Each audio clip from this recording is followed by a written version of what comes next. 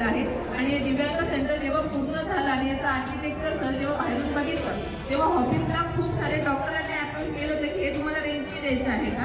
इतकं corporate office हे तयार झालेलं आहे. दिव्यांगांसाठी फिजिओथेरपी सेंटर असेल,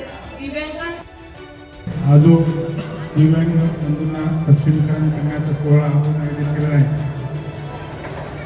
अशा पद्धतीनं एड ट्रस्टच्या माध्यमातून गेल्या 2001 सालापासून आजपर्यंत 2026 पर्यंत आतापर्यंत जवळजवळ आपण 70 ते 80 हजार दिव्यांग बांधवांना आपण सक्षम केलेलं आहे.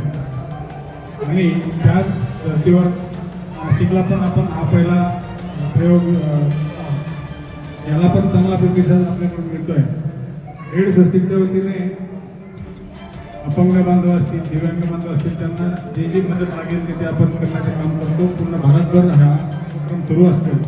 त्यानंतर कॅन्सर असेल, हृदयरोग असेल, अनेक जे आजार आहेत त्या आजारांचे पण आपण नेहमी कॅम्पच्या माध्यमातून ऑपरेशन करून देणे. आतापर्यंत 3000 जे अंध बांधव होते त्यांना आपण डोळ्याची शस्त्रक्रिया करून दिलेल्या आहे.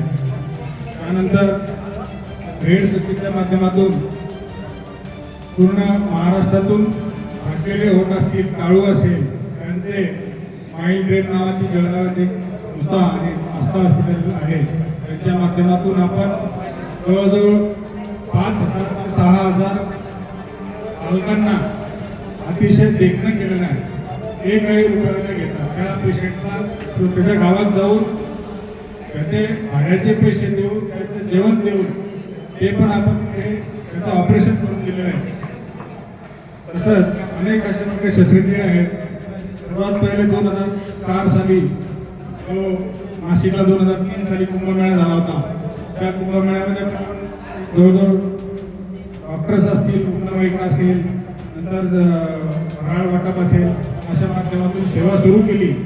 तर आज तागायत आपण सर्वच्या सर्व भारतभरात झालेल्या आतापर्यंत कुंभमेळ्यामध्ये आपण सेवा दिलेली आहे.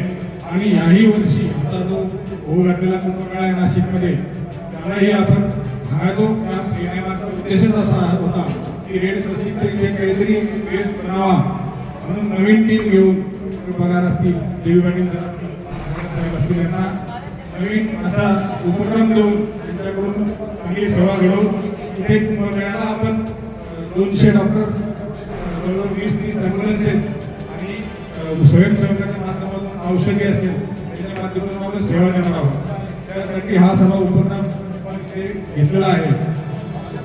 तसेच उज्जैनला आपण कुंभमेळ्यामध्ये गेलो होतो.